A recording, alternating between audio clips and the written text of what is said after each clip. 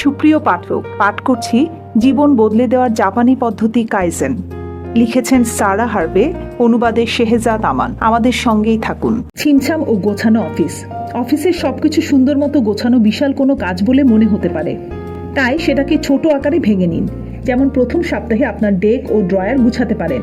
তারপর পুরাতন ফাইলের বা জিনিসপত্রের স্তূপ ঘেটে দেখুন কোনগুলো একেবারে অপ্রয়োজনীয়, সেগুলো ঝেঁটিয়ে বিদায় করে দিন। প্রথম কাইজেন ধাপ, আপনার অফিসে যে কোনো একটা ডেস্ক গুছিয়ে রাখুন, দেখুন এতে কতটা প্রশান্তি আসে। সহকর্মীদের সাহায্য নিন। এর অর্থ হচ্ছে আপনারা একে অপরের উন্নতিতে অবদান রাখতে পারেন। সেটা হতে পারে একে অন্যকে ছোটখাটো পরামর্শ দেওয়ার মাধ্যমে।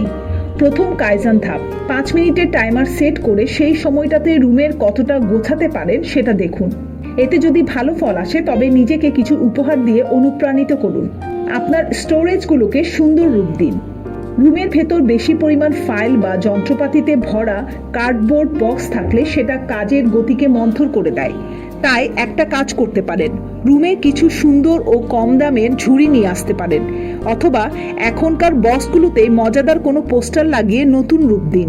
দেখবেন এখন আপনার কাজের গতিশীলতা ও সৃষ্টিশীলতা দুটোই বাড়ছে। বেশিরভাগ কর্মজীবী দিনে কমপক্ষে 8 ঘন্টা অফিসে কাটিয়ে দেয়, তাই সেই স্থানটাকে যতটা সম্ভব আনন্দদায়ক করে তুলতে হবে। অফিস যদি সেক্ষেত্রে টাকা খরচ না করতে চায়, সামান্য টাকা খরচ করে আপনি সেটা করতে পারেন, কেননা এর দীর্ঘমেয়াদী প্রভাব অসামান্য। যানবাহনে চাপমুক্ত থাকুন। অফিস থেকে যাওয়া আসার সময় যদি আপনার নিজস্ব গাড়ি থাকে তাহলে সেখানে বসেই অফিসে যাওয়ার পথে পূর্ব উল্লেখিত ব্যায়ামগুলো করতে পারেন। এর পাশাপাশি চিন্তা করে দেখুন আর কিছু করতে পারেন কিনা। গাড়িতে বসেই লিখে ফেলুন আপনাকে চাপে রাখে এমন সব জিনিসের নাম এবং সেগুলো থেকে নিস্তার পাওয়ার উপায়। আপনার যাত্রাকে আরও উন্নত করতে পারে এমন কিছু স্বল্পমেয়াদী পদক্ষেপের কথা নিচে তুলে ধরা হলো। যাত্রা করুন অপেক্ষাকৃত নিরিবিলি পথ ধরে। এটা করতে পারলে আপনার চাপ ও উদ্বিগ্নতা কিছুটা কমবে। গাড়ি, লোকের ভিড় এবং জ্যামকে এড়িয়ে সহজ ও আরামপ্রদ রুটে চলুন। কাজের স্ক্যাজুয়াল বদলে ফেলুন। অফিসে আসা যাওয়ার সময় পাল্টে ফেলতে কি পারেন? দেখবেন বর্তমানে অনেক অফিসই ফ্লেক্সিবল ওয়ার্ক আওয়ারের দিকে ঝুঁকছে। আপনি হয়তো সকালে বেশি প্রোডাক্টিভ দেখাতে পারেন, অথবা সেটা হতে পারে বিকেলেও। তাই আপনার সুবিধা অনুযায়ী ওয়ার্ক স্ক্যাজুয়াল করে নিন। ফোন নামিয়ে রাখুন। ফোনকে কি বেশি কার্যকরীভাবে ব্যবহার করতে পারেন? কাজে যাওয়ার পথে কি বই পড়তে পারেন, অথবা সেই সময়টুকু নতুন কোনো ভাষা শেখায় কি কাজে লাগাতে পারেন? প্রথম কাইজেন পদক্ষেপ, ফোনটা বন্ধ করে ব্যাগে রেখে দিন এবং এর বদলে ভালো একটা বই পড়ুন। আপনার বিরতির সময় সর্বোচ্চ ব্যবহার করুন। যদি বাসায় থাকার সময় কোনো কিছুতে ব্যস্ত থাকে তাহলে দেখা যায় আপনি হয়তো ডেস্কে বসেই স্যান্ডউইচ সাবার করে দেন। পরিসংখ্যান বলছে 3 জন কর্মীর ভেতর কেবল একজনই ঠিকঠাক মতো লাঞ্চ ব্রেক নেয়। শারীরিক ও মানসিক উভয় স্বাস্থ্যের জন্য এটা ক্ষতিকর বলে প্রমাণ পাওয়া গেছে সেই সমীক্ষায়। এর বদলে লাঞ্চ ব্রেকে একটু বাইরে থেকে ঘুরে আসলে ভিটামিন ডি ও সেরোটিনের লেভেল বাড়বে আপনার শরীরে। খাবারের সময় অধিক সময় দিলে তা আপনার খাবার গ্রহণ ও মানসিক স্বাচ্ছন্দ্য দুটোর জন্যই ভালো কাজ দিবে। আপনার লাঞ্চ ব্রেককে নতুন রূপ দিতে এখানে কিছু উপায়ের কথা উল্লেখ করা হলো। শরীর চর্চা, বিভিন্ন অফিসেই এখন গ্রুপ এক্সারসাইজ বা ইয়োগা করানোর চর্চা বাড়ছে। যদি আপনার কর্মক্ষেত্রে সেই সুবিধা না থাকে তবে আপনার সাথে শরীরচর্চা করতে আগ্রহী সহকর্মীদের যুক্ত করুন। বাইরে হেঁটে আসুন। অফিসের কাছেই কোনো পার্ক থাকলে, সেটার ভেতরে জলাশয় থাকলে এর আশেপাশে হেঁটে আসুন। সেটা যদি নাও থাকে তবে কাছের কোনো লাইব্রেরি বা চায়ের দোকান থেকেও ঘুরে আসতে পারেন। প্রথম কাইজেন পদক্ষেপ, প্রতি সপ্তাহে একবার করে লাঞ্চের সময় বাইরে থেকে হেঁটে বা ঘুরে আসুন। সংস্কৃতিমনা হয়ে উঠুন। আপনার চারপাশের কোনো গ্যালারি বা মিউজিয়াম থাকলে সেখান থেকে ঘুরে আসুন। এরকম জায়গা থেকে ঘুরে আসলে সেটা আপনাকে আরও চনমনে করে তুলবে। পড়ুন। সপ্তাহে অন্তত একদিন লাঞ্চের সময় বই পড়ুন। অফিসের বারান্দায় বা ক্যান্টিনে বসে অবসরে সেটা করে ফেলতে পারেন। প্রস্তুত থাকুন। আপনার লাঞ্চ করে আপনি কতটুকু সন্তুষ্ট? আপনি কি অতিরিক্ত টাকা খরচ করছেন লাঞ্চের পেছনে? দেখুন বাসা থেকে নিজের হাতে রান্না করা খাবার লাঞ্চের জন্য নিয়ে আসতে পারেন কিনা। এটা আপনার স্বাস্থ্যের জন্যও ভালো। প্রিয়জনকে ফোন দিন। লাঞ্চের সময় পরিবার, পরিজন, বন্ধু-বান্ধব বা পার্টনারকে ফোন দিন। এতে করে আপনার মনটাও ভালো থাকবে। প্রথম কাইজেন পদক্ষেপ, লাঞ্চের সময় মিনিট 5 জন্য মেডিটেশন করুন। একটু জেন লাইফস্টাইল যোগ করুন। মনে হতে পারে অফিসে মেডিটেশন করা সম্ভবই না, কিন্তু চাইলে আপনি নিরিবিলিতে মিটিং রুমে বা কমন রুমে সেটা করতে পারেন। কিছুটা সময় নিয়ে রিল্যাক্স করুন এবং শ্বাস প্রশ্বাসের দিকেই কেবল মনোযোগ রাখুন। দেখবেন দিনের বাকিটা সময় চমৎকার কাটছে। লাঞ্চ ব্রেকের সময় 5 মিনিট মেডিটেশন। আপনি বাসায় বা অফিসে যেখানেই কাজ করুন না কেন 5 মিনিট মেডিটেশনের জন্য ব্যয় করুন। আপনার সারাদিনের পরিস্থিতি ভালো বা খারাপ যাই হোক না কেন, শ্বাস প্রশ্বাসের ব্যায়ামের মাধ্যমে সব চাপ ভেতর থেকে বের করে দিন। একবার আমার প্রেমের সম্পর্ক বাজেভাবে শেষ হওয়ার পর আমি মেডিটেশন শুরু করেছিলাম। সেটা আমাকে আবেগকে নিয়ন্ত্রণ করতে সাহায্য করেছিল। সেটা হয়েছিল সেগুলোকে প্রতিরোধ করার চেষ্টা করে নয়, বরং সেগুলোকে স্বীকার ও গ্রহণ করে। কাজের চাপের মাঝেও আমি দেখেছি সামান্য একটু সময় মেডিটেশন করলে তাতে ভালো ফল আসে। এতে করে আমি আরও শান্ত, সমাহিত ভাব নিয়ে আমার কাজে ফিরে যেতে পারি। মেডিটেশনের উপর অনেক অ্যাপ আছে যা আপনি ডাউনলোড করতে পারেন। আছে অনেক ভিডিও যা আপনাকে মেডিটেশন শিখতে অনেক সাহায্য করবে। যদি মেডিটেশন আপনার জন্য নতুন জিনিস হয়ে থাকে, তবে এখানে 5 মিনিটের মেডিটেশনের একটি পদ্ধতি উল্লেখ করা হলো। এটা খুবই সহজ আর যে কেউই করতে পারবে। 1. এমন একটি নিরিবিলি জায়গায় বসুন যেখানে কোনো ধরনের হাউকাও বা কোলাহল নেই। জায়গাটা হতে পারে অফিসের কনফারেন্স রুম বা ক্যান্টিন, বাইরে রাস্তার ধারের কোনো বেঞ্চ বা পার্কের গাছের নিচে, যেখানে আপনি স্বাচ্ছন্দ্য বোধ করেন। 2. আপনার ফোন বা ঘড়িতে 5 মিনিটের টাইমার সেট করুন। 3. চোখ বন্ধ করুন। আপনি যদি পাবলিক প্লেসে থাকেন আর চোখ বন্ধ করতে না চান, তবে কোনো একটি জায়গার দিকে স্থির, শান্ত দৃষ্টিতে তাকান। 4. শ্বাস প্রশ্বাসের দিকে মনোযোগ দিন। গভীর করে শ্বাস নিতে থাকুন, সময় নিয়ে সেটা বের করুন। এভাবে 10 বার করুন। 5. এরপর সচেতনতাকে ছড়িয়ে দিন পুরো শরীরে। কেমন অনুভব করছেন? 6. একবারে যদি আপনার অনুভবকে বুঝতে পারেন এবং নিজের আবেগকে স্বীকার করে নেন, এরপর সচেতনতাকে চারপাশে ছড়িয়ে দিন। অর্থাৎ আপনার চারপাশের সব কিছুকে অনুভব করতে চেষ্টা করুন। আপনি কি শুনতে পাচ্ছেন, নাকি নীরবতাকেই শুধু অনুভব করছেন? কোনো গন্ধ কি অনুভব করছেন? 7. অবশেষে আবার শ্বাস প্রশ্বাসের দিকে মনোযোগ দিন শেষ সময় পর্যন্ত। এই সময় আপনার মন ভেসে বেড়াতে চাইবে, কিন্তু সেই সব চিন্তাকে বাইরে বের হয়ে যেতে দিন। 8. মেডিটেশনের সময় শেষ হয়ে গেলে ধীরে ধীরে চোখ খুলুন। আবার চারপাশকে অনুভব করার চেষ্টা করুন। কেমন বোধ হচ্ছে এবার? যদি এটাকে কাজে লাগানোর মতো মনে হয়, তবে লাঞ্চের সময় এটা করুন। প্রথম অবস্থায় সপ্তাহে 2 বার। এভাবে অভ্যস্ত হয়ে উঠলে এর সংখ্যা ও সময় বাড়িয়ে দিন। কেমন করে আরও ভালো একটা কর্মব্যস্ত দিন পাবেন? আমরা এরই মধ্যে আপনার সকালের রুটিন, গাড়িতে করে কর্মস্থলে যাওয়া ও কর্ম পরিবেশের রূপান্তরের ব্যাপারে কথা বলেছি। কিন্তু এইসব প্রচেষ্টায় ব্যর্থ হবে যদি আপনি কর্মক্ষেত্রে গিয়ে নিজেকে চাপ ও নিয়ন্ত্রণহীন অবস্থায় পান। কাজের ক্ষেত্রে আশপাশের অনেক কিছুই আপনার বিরক্তি উৎপাদন করতে পারে, কিন্তু আপনার করার মতো অনেক কিছুই আছে যাতে আপনি আরও সুন্দরভাবে সময় ব্যবস্থাপনা করতে পারেন এবং কর্মজীবন ও ব্যক্তি জীবনে একটা সুষমতা নিয়ে আসতে পারেন। কোনো কিছু বদল করার জন্যই একটু থেমে সেক্ষেত্রে আপনার কাজের পদ্ধতি নিয়ে ভেবে দেখতে হয়। আপনি কি কর্মক্ষেত্রে আরও সুখী হতে পারেন? আপনার বর্তমান মনস্তাপের কারণ কি? কোনো উপায় কি আছে যার মাধ্যমে দ্রুত সবকিছু উন্নত করা যায়? নিচের জিনিসগুলো নিয়ে ভেবে দেখুন। আপনার কর্মজীবন ও ব্যক্তিজীবনের মধ্যে কি সমতা রয়েছে? আপনার জন্য নির্ধারিত কর্মঘণ্টার বাইরে কি কাজ করেন? এটা কি আপনার জন্য প্রত্যাশিত? সহকর্মীদের সাথে আপনার সম্পর্ক কি রকম? আপনার বসকে কি পছন্দ করেন? আপনার যদি লোকদের নিয়ে কাজ করার দায়িত্ব থাকে, সেটাতে আপনি ভালো বলে কি মনে করেন? কোম্পানির নিয়ম নীতি কি আপনার পছন্দ? কাজে কি চ্যালেঞ্জ খুঁজে পান? অনুপ্রেরণা পান? আপনি কি কাজের ফাঁকে ফাঁকে নিয়মিত বিরতি নেন? দিন শেষে কেমন বোধ করেন? ক্লান্ত, তৃষ্ণার্ত, ক্ষুধার্ত, হতাশ, অপরিপূর্ণ, নিজের সবটুকু ঢেলে দেওয়ার পরও? পুরো সপ্তাহে কর্মক্ষেত্রে আপনি কেমন বোধ করেন সেটা একটা জার্নালে লিপিবদ্ধ করে রাখলে ভালো কাজ দেবে। কোনো নির্দিষ্ট ব্যক্তির কারণে সেখানে কি আপনার সমস্যা হচ্ছে? আপনি কি কাজের ফাঁকে ফাঁকে ব্রেক নিতে পারেন?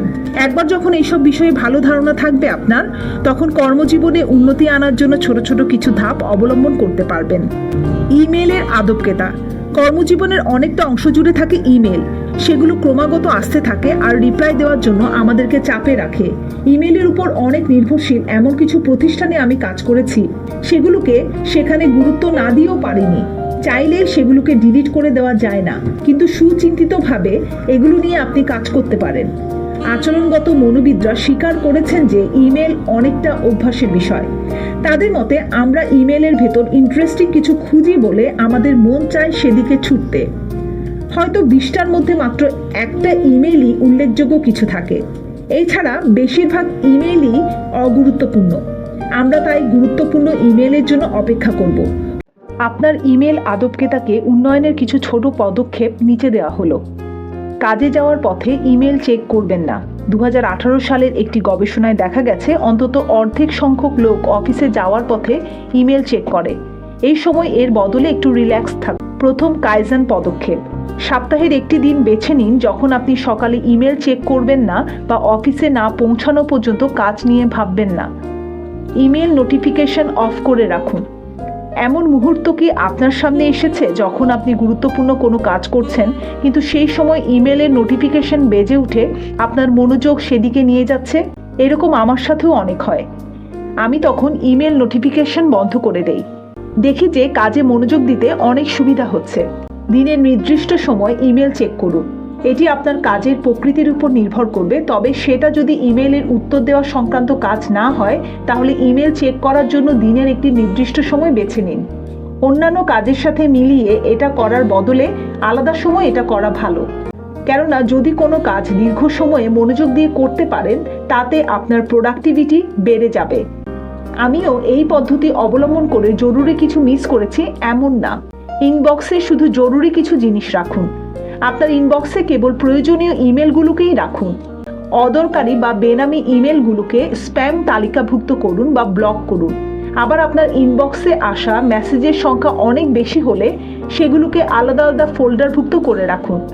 যদি রাগ উদ্রেককারী ইমেল পান তবে আধা ঘন্টার জন্য সেটাকে দূরে রাখুন। যে ইমেল আপনাকে ক্ষুব্ধ করবে সেটার উত্তরের সাথে সাথেই দিতে যাবেন না। এতে আপনি উল্টাপাল্টা কিছু রিপ্লাই দিয়ে ফেলতে পারেন। স্ক্রিন থেকে চোখ দূরে সরিয়ে রাখুন কিছুক্ষণ। রিপ্লাই কেমন হবে তা ঠিক করতে হেল্পফুল কোনো সহকর্মীর সাহায্য নিন। এরপর প্রথম কাইজান পদক্ষেপ: আপনার পরবর্তী বিরক্ত উদ্রেককারী ইমেলের ক্ষেত্রে এমনটা করুন। দেখুন এর প্রভাব আপনার উপর কেমন হচ্ছে। ফোন কলে কি আরও ভালো পারফর্ম করা যায়? দেখেছি অনেকে ইমেলের পর ইমেল করে যান, যে ক্ষেত্রে সমাধান ফোন কলের মাধ্যমে সহজেই হতে পারে। এতে করে সময়ের অপচয় কম হয়। আপনিও হয়তো দেখবেন নিরস ভাষায় ইমেল লেখা মানুষটা বাস্তব জীবনে চমৎকার একজন, আর ইমেলের চেয়ে ফোনে তার সাথে ডিল করা বেশি কাজ দেবে। সহকর্মীর সাথে কথা বলুন। সহকর্মীদের সাথে ফর্মাল ওয়েতে যোগাযোগ না করলে ইনফর্মাল ওয়েতে যোগাযোগ করুন। সরাসরি কথা বলুন। প্রথম কাইজেন ধাপ: ইমেল করার চেয়ে সহকর্মীদের সাথে সরাসরি কথা বলুন। নিজের দিকে খেয়াল রাখুন। এরই মধ্যে আমরা গাড়িতে করে অফিসে যাওয়ার পথে এবং লাঞ্চ ব্রেকের সময় প্রোডাক্টিভিটি ও অনন্যতার ব্যাপারে আলোচনা করেছি। এখন সেই সব পন্থা নিয়ে আলোচনা করতে চাই যার মাধ্যমে আপনি কর্মদিবসের অন্যান্য সময়ে নিজের দিকে খেয়াল রাখতে পারবেন। কর্মস্থলে আপনার আহার ও পানীয়কে অর্থবহ করুন। দিনের শেষে আমি সবসময় তৃষ্ণার্ত অনুভব করতাম, কেননা সারাদিনে 7 কাপ কফি খেলেও 1 গ্লাস পানি খেতাম কিনা সন্দেহ। আমার মতো হবেন না। চা কফি যাই খান, পানিও খাবেন প্রচুর পরিমাণে। প্রথম কাইজান ধাপ: হাতের কাছে পানি ভর্তি একটি বোতল রাখুন। এতে নিয়মিত পানি পান করার অভ্যাস গড়ে উঠবে। বিরতি নিন। প্রতি ঘন্টায় 5 মিনিট বিরতি নিন কাজ থেকে। বাইরে যান। বাইরে যদি কড়া রোদও থাকে বেরিয়ে আসুন। গায়ে অন্তত ভিটামিন ডি লাগাতে পারবেন। কর্মক্ষেত্রে বাজে সম্পর্ককে ভালো করুন। আমরা সবাই মানুষ। কাজে কর্মক্ষেত্রে অনেক ধরনের মানুষের সাথে চলতে গিয়ে সবার সাথে ভালো সম্পর্ক বজায় রাখা সম্ভব নাও হতে পারে। সহকর্মীর সাথে তিক্ত সম্পর্ক থাকলে কাজের উপর বাজে প্রভাব পড়ে। তাই তাদের সাথে সমস্যা থাকলে সেটা নিয়ে তাদের সাথে বসুন, আলোচনা করুন। খোলামেলা মন নিয়ে আপনি এগিয়ে আসলে বেশিরভাগ মানুষই আপনাকে ইতিবাচকভাবে দেখবে। আর এক্ষেত্রেই সাহায্য নিতে পারেন আপনার প্রতি সাপোর্টিভ ও বন্ধুত্বপূর্ণ কোনো সহকর্মীর। আপনার চারপাশে থাকুক ইতিবাচক প্রভাব। আপনি যাকে পছন্দ করেন না এমন সহকর্মীকে আপনার সহ্য তো করতেই হবে, তবে আশেপাশে এমন সহকর্মীদের রাখুন যারা ইতিবাচক ও সাপোর্টিভ। তাদের সাথে কাজের ফাঁকে ফাঁকে আড্ডা বা কফি পান তো চলতেই পারে। খেয়াল রাখবেন নিজের ডিপার্টমেন্টের বাইরেও সাপোর্টিভ লোক আছে কিনা, তাহলে তাদের সাথেও সুসম্পর্ক গড়ে তুলুন। ফ্রিল্যান্সাররা যেসব দিকে মনোযোগ দিবেন: যদি আপনি ফ্রিল্যান্সার হন বা বাসায় থেকে কাজ করেন, তাহলে পোস্টম্যান বা ডেলিভারি ম্যান ছাড়া অন্য কারোর সাথে হয়তো দিনের বাকি সময় আপনার কথাই হবে না। যদি আপনি নিজের একটা হোম অফিস বানাতে পারেন, তাহলে আমি এরই মধ্যে যে টিপসগুলো দিয়েছি সেগুলো কাজে লাগিয়ে প্রশান্তিময় একটি কর্মপরিবেশ তৈরি করুন। সেটাকে এমনভাবে সাজান যেন তা আপনাকে কাজ করতে দারুণভাবে অনুপ্রাণিত করে। যে ফ্রিল্যান্সারদের নিজস্ব অফিস, হোম অফিস নেই, তারা চেষ্টা করবেন বেডরুমে অন্তত কাজ না করতে। কেননা রিল্যাক্স করার জায়গায় কাজ করলে আপনার কাজ ও বিশ্রামের স্ক্যাজুয়ালের ভেতর হেরফের হতে পারে। আপনার সেরা কর্মসময় খুঁজে বের করুন। কেউ কেউ সকাল 9টায় কাজে বসে যায়, উঠে রাত 8টায়। সেই রকম মানুষ আমি না। নিজের কাজের সময়কে নিয়ন্ত্রণ করার অন্যতম সুবিধা হলো আপনি আপনার প্রয়োজন মতো সেটাকে সাজিয়ে নিতে পারেন। আপনার কি সকালে উঠতেই ভালো লাগে? তাহলে সকালে উঠেই ধুমিয়ে কাজে লেগে পড়ুন। আর যদি দেরি করে ঘুম থেকে ওঠেন, তাহলে হয়ে যান নিশাচর কর্মী। No problem. এই সুবিধাটা আপনাকে ফ্রিল্যান্সিংয়েই দেয়। দৃঢ়ভাবে রুটিন অনুসরণ করুন। আপনি যেভাবে সবচেয়ে ভালোভাবে কাজ করতে পারবেন সেভাবে স্ক্যাজুয়াল ঠিক করুন।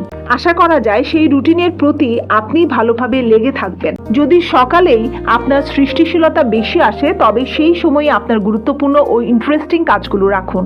বিকেলের জন্য রাখুন নিরস বা গদবাঁধা কাজগুলো। আর কাজের সময় ও অবসরের সময়টুকু ঠিকমতো বের করে নিন। খেয়াল রাখবেন কাজের সাথে আপনার ব্যক্তিগত জীবনের যেন সংঘর্ষ না হয়। বিছানা ছেড়ে উঠুন।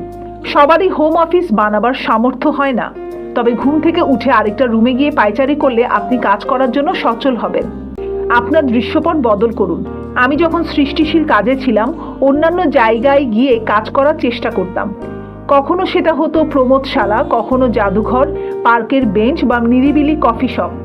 এমন না যে এটা প্রতিদিন করতে হবে, কিন্তু আপনার চারপাশের কাজের পরিবেশ মাঝে মাঝে বদল করলে তা আপনার সৃষ্টিশীলতা ও প্রোডাক্টিভিটির উপর ব্যাপক প্রভাব নিয়ে আসবে। প্রথম কাইজান পদক্ষেপ, আপনার গদবাঁধা কর্মস্থলে সপ্তাহে একদিন একটু বদল করুন। কাজে বিলম্ব হওয়ার কারণ দূর করুন। এমন অনেক ফ্রি প্রোগ্রাম আছে যেটার মাধ্যমে আপনি ইন্টারনেটে সামাজিক যোগাযোগ মাধ্যমের অ্যাক্সেস ব্লক করে দিতে পারবেন নির্দিষ্ট সময়ের জন্য। আমিও এমন মানুষ ছিলাম যে সহজেই সামাজিক যোগাযোগ মাধ্যম ব্যবহারের দিকে সবসময়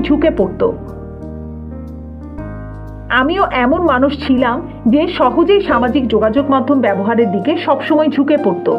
তবে ইন্টারনেটে ওই সব অ্যাক্সেস ব্লক করে আবার কাজে মনোযোগী হতে পেরেছিলাম। খুচরো কাজের জন্য আলাদা সময় রাখুন। যদি আপনার ঘন্টাখানেক সময় ধরে ফেসবুক বা ইনস্টাগ্রাম স্ক্রল করতে মন চায়, তবে এক কাজ করুন, সেসবের জন্য আলাদা করে সময় বের করে রাখুন, কিন্তু কাজের সময় সেগুলো করতে যাবেন না। ছুটির দিন রাখুন। একটানা কাজ করা ভালো নয়। নিজের মস্তিষ্ককে তাজা রাখতে ও সৃষ্টিশীলতাকে সক্রিয় রাখতে সপ্তাহে অন্তত একদিন বা 2 দিন ছুটি কাটান।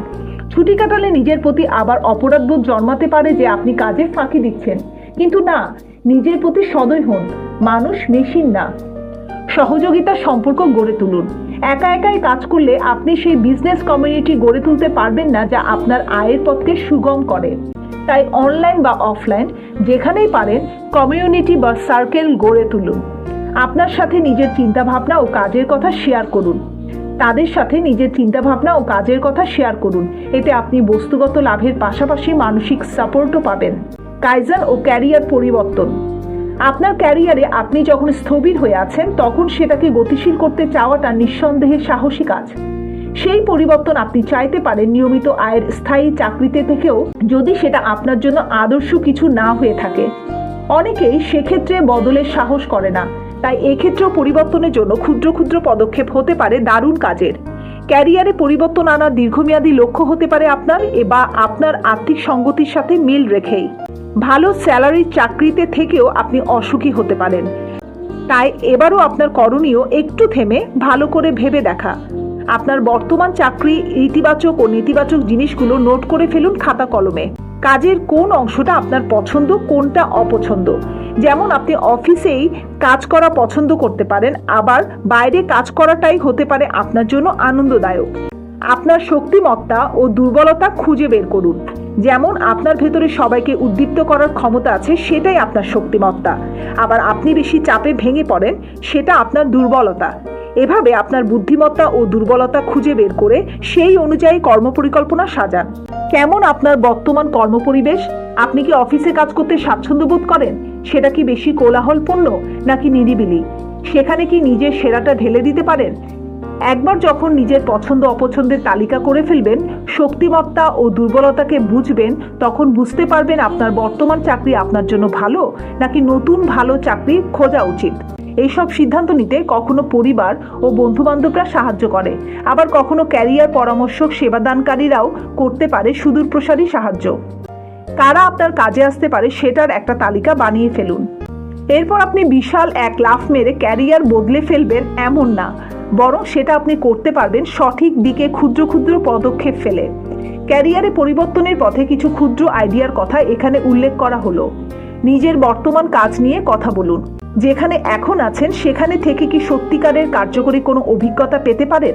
আপনি কি বর্তমান ভূমিকায় অসন্তুষ্ট এবং বিশ্বাস করেন এর চেয়ে মানানসই কোনো ভূমিকা সেখানে আপনি নিতে পারেন? অথবা বর্তমান কর্মক্ষেত্রে আপনি কি আপনার স্বপ্নের ক্যারিয়ারের জন্য অনিবার্য কিছু শিখতে পারেন? সেরকম ভূমিকা পালন করছে এমন কারোর সাথে কথা বলুন। আপনার বর্তমান চাকরিকে ছুঁড়ে ফেলার আগে ভেবে দেখুন তা আপনার জন্য যথেষ্ট কিনা বা এতে আপনি সুখী কিনা। আপনার মতো একই দায়িত্বে আছে এমন কাছের মানুষদের জিজ্ঞেস করে দেখুন, অথবা সিনিয়র অভিজ্ঞ কারো সাহায্য নিন। প্রথম কাইজান পদক্ষেপ: ঘণ্টাখানেক আপনার স্বপ্নের চাকরি নিয়ে গবেষণা করুন। একদিনের জন্য নতুন ক্যারিয়ারের মহড়া করুন। কাছের কারো সাথে নতুন চাকরিতে থাকার মক টেস্ট করুন। ছুটির দিনগুলো এক্ষেত্রে কাজে লাগতে পারে। যদিও এতে কিছু সময় খরচ হবে, এর দীর্ঘমেয়াদী ফল ভালোই হবে।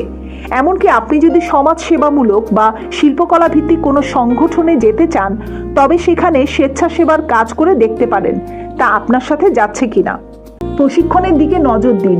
যদি নতুন ক্যারিয়ারে কিছু নির্দিষ্ট স্কিলের দরকার হয়, তাহলে সেটার পর প্রশিক্ষণ শুরু করে দিন। এটা সন্ধ্যায় বা উইকেন্ডে আপনি করতে পারেন। এর মানে বর্তমান চাকরিতে থেকে নতুন ক্যারিয়ারের জন্য প্রস্তুতি নিতে পারেন, যা আপনাকে সেখানে যোগদানের পর কাজের উৎকর্ষতার দিক দিয়ে অনেক এগিয়ে রাখবে। নেটওয়ার্কিং করুন। যদি কোনো কর্পোরেট ইভেন্টে আমন্ত্রণ পান, তবে সেখানে যোগ দিন। সেখানে আসা মানুষজনদের সাথে পরিচিত হন এবং যোগাযোগ রাখুন। আপনি নিজেও বলতে পারেন না এই ধরনের সাক্ষাৎ আপনাকে একসময় কোথায় নিয়ে যেতে পারে। আপনার আর্থিক পরিকল্পনা সুগ্রন্থিত করুন। ক্যারিয়ার বদলের জন্য বর্তমানে যদি আপনার খরচের খাত কমাতেও হয়, তাহলে হিসাব করে দেখুন আপনি এটা করতে সক্ষম কিনা। আপনি কি পরিবারের সদস্য বা বন্ধুদের কাউকে এই ব্যাপারে পরিকল্পনা করতে আপনাকে সাহায্য করতে বলতে পারেন? নাকি আপনি কোনো একটা ছোটোখাটো কম প্রয়োজনীয় খরচের খাত বাদ দিতে পারবেন? নাকি ইনকাম খাত সামান্য বাড়াবেন? ভালোভাবে চিন্তা করে দেখুন। মধ্যম ও দীর্ঘমেয়াদী লক্ষ্য: ক্যারিয়ারের বদল করতে অনেক টাকা ও শক্তির খরচ হতে পারে, তাই তা বেশি হয় এমন কিছু হাতে দিয়েন না। সবকিছু ছোট ছোট অংশে ভেঙে নিন। এসবই আপনাকে একসময় মধ্যম ও দীর্ঘমেয়াদী লক্ষ্যে নিয়ে যাবে। যদি বর্তমান কাজে থেকে ভবিষ্যৎ ক্যারিয়ারের জন্য প্রস্তুতি নেওয়া কঠিন হয়, সেটাকে সহজ করে নিন। আর এক্ষেত্রে কাজে আসবে কাইজান পদ্ধতি অনুসরণ। কাইজান ও পড়াশোনা: আপনি স্কুলে পরীক্ষায় প্রস্তুতি নিন। কাইজান ও পড়াশোনা: আপনি স্কুলে পরীক্ষার প্রস্তুতি নিন, জীবনে প্রথমবারের মতো ভার্সিটি যান, অথবা চাকরির পাশাপাশি পড়াশোনা করুন। সবখানে পড়ালেখার কাজকে ক্লান্তিকর মনে হতে পারে। আর বর্তমান সময়ে যেখানে লেখাপড়ার সাথে স্বপ্নের ক্যারিয়ারের অনেক সময় মিল খায় না, সেখানে চাপ বা ক্লান্তি আরও বেশি পেয়ে বসতে পারে।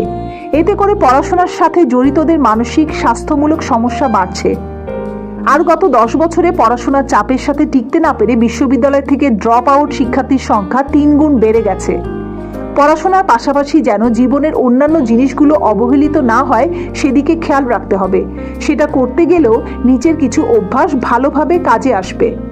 বের করুন কিভাবে আপনি সবচেয়ে ভালোভাবে কাজ করেন। ভিন্ন ভিন্ন লোকের জন্য ভিন্ন ভিন্ন কৌশল কাজে দেয়। আপনার কোনো বন্ধু হয়তো বইয়ের গুরুত্বপূর্ণ বিষয়গুলো সবুজ কালি দিয়ে মার্ক করে এবং এভাবে তার সেসব মনে রাখতে সুবিধা হয়। কোন কাজ আপনার জন্য সবচেয়ে ভালো সেটা অবশ্যই খুঁজে বের করতে হবে। অন্যের অনুকরণ বা অনুসরণ করবেন না। হয়তো আপনি একেবারে নিরিবিলিতে কাজ করতে পছন্দ করেন, অথবা উচ্চালয়ে সঙ্গীত শুনতে শুনতে।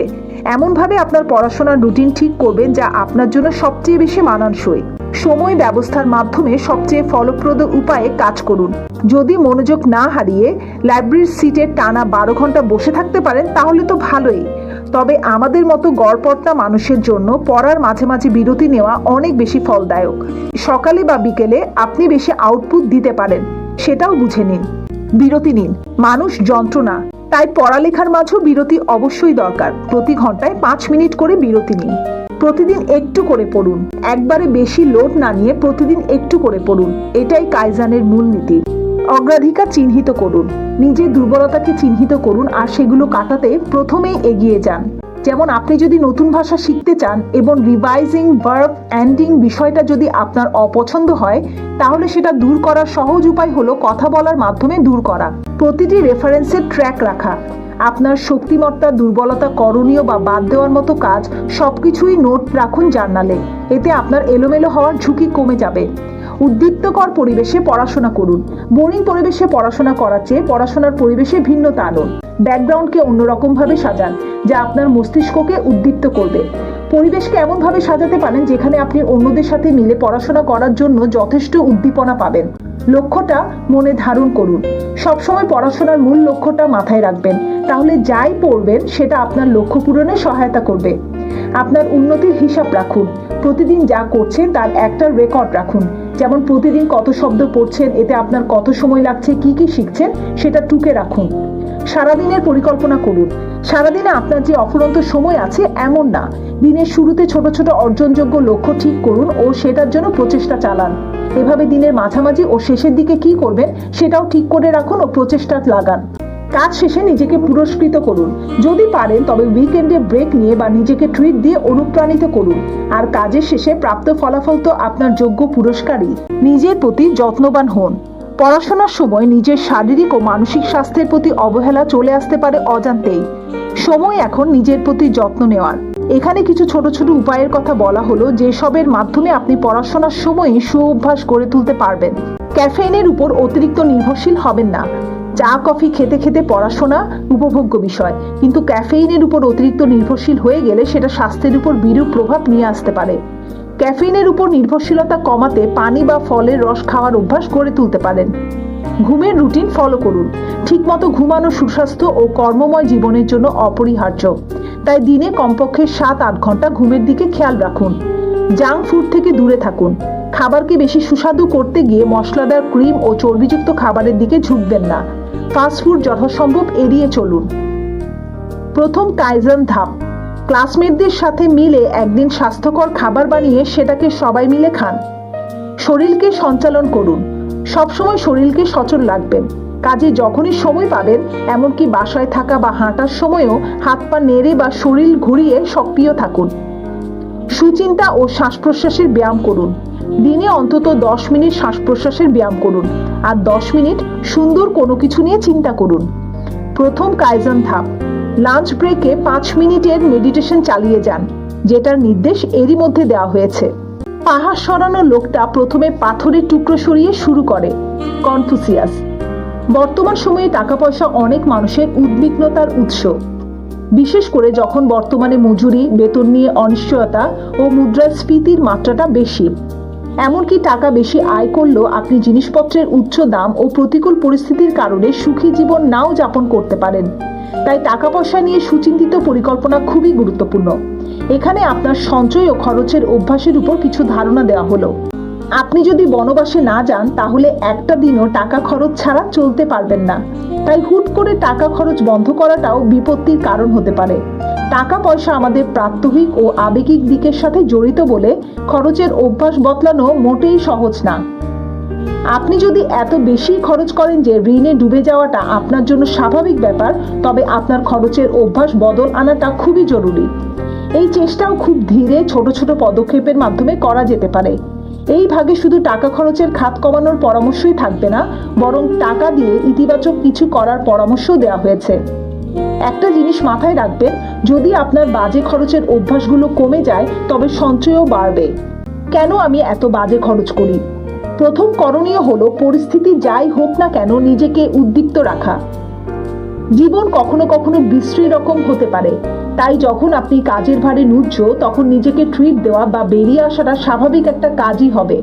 তাই বইয়ের এই অংশে আপনাকে কোনো কিছু থেকে বঞ্চিত করার পরামর্শ দেওয়া হবে না, বরং বলা হয়েছে আপনার মাইন্ডসেট বদলে অর্থের আরো সুচিন্তিত ব্যবহার করতে। সেই জন্যই এই অংশে রয়েছে বেশ কিছু টিপস। কিভাবে আপনার ব্যয়ের হিসাব রাখবেন। আপনার খরচের খাতকে অপরিহার্য ও অপরিহার্য নয় এমন দুইটি অংশে বিভক্ত করুন।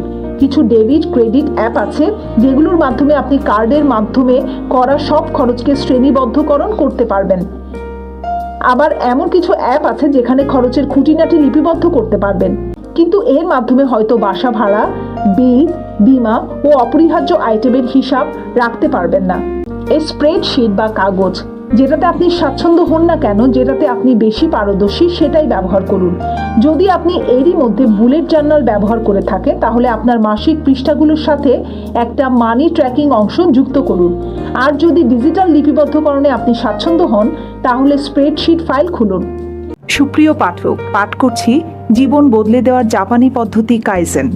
লিখেছেন সারা হার্বে, অনুবাদে শেহজাদ আমান। আমাদের সঙ্গেই থাকুন।